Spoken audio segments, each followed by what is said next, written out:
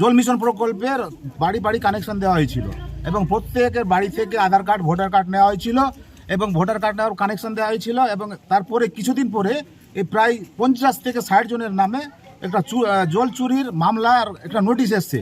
তা আমরা থানাতে যোগাযোগ করলাম, থানা থেকে বললো যে পিএইচডি ডিপার্টমেন্ট এটা মামলা করেছে।